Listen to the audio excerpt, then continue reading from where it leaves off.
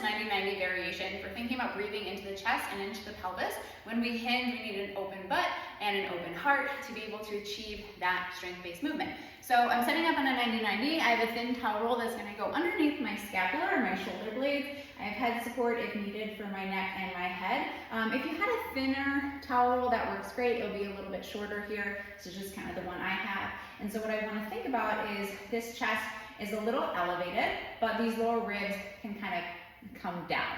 So as I'm setting up for my 90-90, I'm dragging my feet on the wall just to get some hamstring tension, but I want to make sure I'm not tucking under, because we want to think about that open pelvis. So I want to allow my pelvis to slightly tip forward a tiny bit so I can stay open between the sits bones. So what that would look like is I do have hamstring tension. I'm dragging, not moving, but I'm feeling that drag on the wall with my feet. I'm allowing my pelvis to slightly tip forward into a little anterior tilt so that when I breathe, I can feel expansion in the posterior side of my pelvic floor. I can feel that airflow to the pelvis. And then I'm also going to think about on my inhale, sending my air into my chest. And then as I exhale, I'm exhaling these lower ribs down, maintaining a little bit of tension in the abs, so that when I inhale again, I can send that air into the chest and into the pelvis.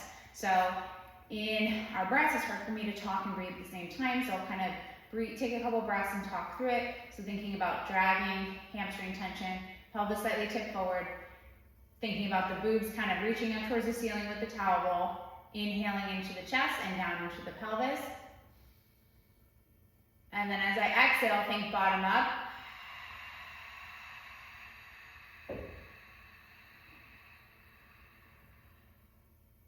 Lower ribs come down, maintain some of that abdominal tension so that as I inhale,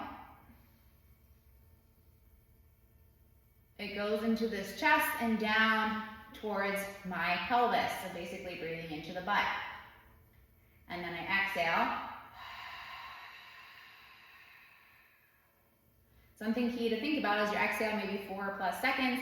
And as you exhale, we're not crunching down and dropping the chest, but the chest is actually staying elevated.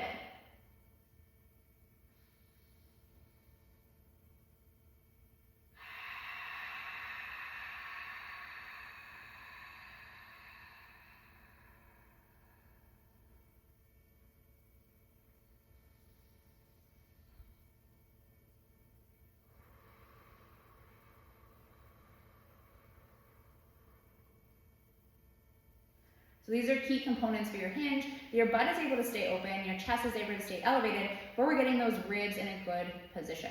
So think open heart, open butt, and we're also keeping some hamstring tension to help with that hinge.